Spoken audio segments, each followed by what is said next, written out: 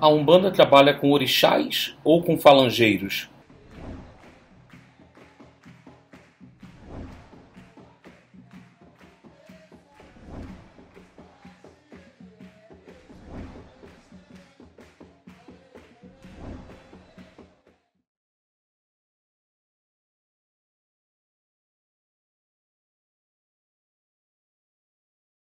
Olá pessoal, meu nome é Felipe Brasil, eu sou dirigente do Templo Espiritualista Aruanda, casa de Umbanda localizada em Maricá, no Rio de Janeiro. E hoje nós vamos falar sobre essa distinção da Umbanda entre orixás e falangeiros. Quando nós pensamos em orixá, eles vêm de uma cultura africana e adentraram a Umbanda, trazido pelos pretos velhos, e começaram a ser cultuados. Então é muito comum falar, é pai Felipe de Oxóssi, mãe Ju de Ogum, trazendo a nomenclatura desse orixá. No entanto, sabemos que os orixás, por si só, não se manifestam nos médios devido à sua intensa luz. E na Umbanda, por sua vez, nós trabalhamos com os falangeiros dos orixás, aqueles que foram ordenados, que representam, que foram coroados dentro daquela vibração e trazem uma representatividade. Então, dessa forma, eu trabalho com o seu Ogum Beira-Mar. Nada mais é do que esse nome, Ogum, traz uma conotação do espírito que trabalha enfeixado na vibração de Ogum. Ele é um enviado de Ogum. Então, o seu Ogum Beira-Mar poderia também ser chamado de Caboclo Ogum Beira-Mar. Isso não teria problema nenhum. Isso traz uma confusão para os médiuns e para os adeptos da religião, porque caboclo nós associamos ao índio, ao povo originário, ao Oxóssi, aos caboclos de pena, aos caboclos de couro. Toda entidade, nós temos que lembrar que caboclo é um grau espiritual. Então, os caboclos de Ogum, os caboclos de Xangô, caboclos de Inhansã, de Oxum e assim sucessivamente, se manifestam representando aquele grau espiritual. Então, essas entidades têm condições de trazerem aconselhamentos. Porque muitas vezes, quando nós quase não desenvolvemos essas linhas, o que eu quero dizer com isso? Porque a linha de Oxóssi, os caboclos de Oxóssi, nós tendemos, na maioria das casas, a chamá-los, a cantar, eles vêm, fazem desobsessões, trabalham ali no terreiro descarregando, orientando, aconselhando.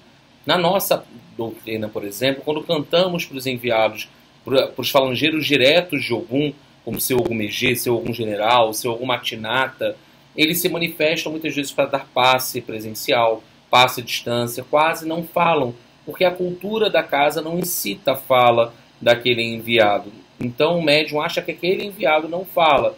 E o mesmo se dá com as enviadas das Iabás, com os enviados de Xangô e por aí vai. Isso vai de doutrina para doutrina. Um exemplo de uma vivência que eu tive, eu vim dessa cultura, onde Ogum não fala, onde Xangô não se comunica, às vezes, por linguagens mais de sinais. E eu acabei doutrinando, seguindo com essa doutrina aliada à minha raiz, no TEA. Eu fui visitar o terreiro do Pai Maneco, numa gira do Pai Jussaro, e lá chegando, quem comanda a gira são os enviados de Ogum, e eles te aconselham ir lá. O Ogum Beira-Mar, que eu sirvo, que eu trabalho, ele se manifestou e ele prestou algum atendimento ali naquele dia, porque havia aquela necessidade naquela casa. Então, há possibilidade desses falangeiros, desses enviados falarem. Por que algumas pessoas acabam introjetando fortemente isso? Porque quando a gente fala, eu sou filho, eu trabalho com Xangô, Xangô menino, eu penso muitas vezes, é uma hipótese que eu estou colocando, no orixá do culto de nação, que é um orixá que vem apenas para dançar, para trazer sua irradiação naquele local, mas não estabelece uma comunicação. A Umbanda há uma comunicação espiritual. Portanto, em determinadas situações, quando você precisa que esses enviados risquem seus pontos, tragam o nome deles, isso é extremamente possível. Eles dão o nome pela boca deles. E o mesmo se dá quando você faz algumas camarinhas, alguns recolhimentos. Aquelas enviadas de abaixo que quase não se comunicam efetivamente, elas trazem o nome da entidade que está por trás daquela incorporação. Horas por trás de uma incorporação de Iemanjá, a gente tem a Cabocla Jandira, a Cabocla Jacira, Iracema, Indaiá, por aí vai. E o mesmo se desdobra para Oxum, Nanã, enfim.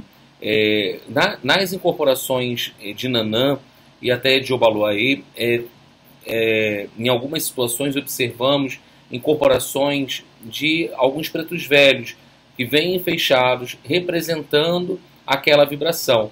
Às vezes essas entidades que se manifestam diretamente simbolizando o enviado do orixá, às vezes eles nem dão aconselhamento espiritual, eles vêm só em alguns ritos fechados, em alguns trabalhos, como algumas louvações. Então isso acaba trazendo muita confusão.